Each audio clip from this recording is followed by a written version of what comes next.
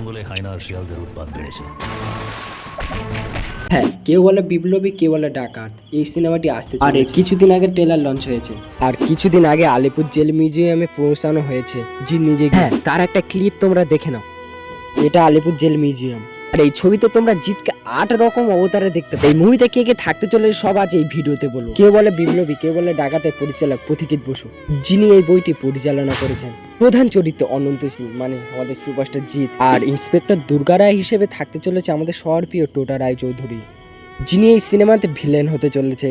আর এই মুভির একটি গানও রিলিজ হয়ে গেছে, জাগো দেশ নাম। আর আমাদের শহর প্রিয় রজতাভ দত্ত থাকবে। এছাড়া কৌশিক সেন, চন্দন সেন, লোকনাথ দে, মিমি চক্রবর্তী, এরা তো থাকতেই চলেছে। কিন্তু সবই তো বোঝা গেল, কিন্তু কে এই অনন্তলাল সিং? সালটা 1970। ভানু বন্দ্যোপাধ্যায় মেয়ের বিয়ের আসর বসেছে সেখানে। সেই বিয়েতে কে কে নেই? সবাই আছে, শুধু নেই ভানু বন্দ্যোপাধ্যায়। ভানু বন্দ্যোপাধ্যায় তখন আলিপুর সেন্ট্রাল জেলে উপস্থিত হয়েছে। তিনি হেঁটে যাচ্ছেন একটা স্পেশাল সেলের দিকে, তার 2 হাতে খাবারের প্যাকেট। একটা স্পেশাল গার্ড তাকে দেখে বললেন ভানু বন্দ্যোপাধ্যায় দেখা করতে এসেছে। কিছুক্ষণ পরে একটা ব্যক্তি জেলের সামনের দিকে এসে দাঁড়ালেন। ইনি আর কেউ নয়, অনন্তলাল সিং। এবং জেলের ভিতরে থাকা ব্যক্তি বললেন, ভানু এসেছিস? আজ আমার মেয়ের বিয়ে, আমার সবচেয়ে কাছের দাদা ভোজ খেতে আসবে না তা কখনো হয়? তোমার জন্য নিজের 2 হাতে করে খাবার নিয়ে এসেছি আমি।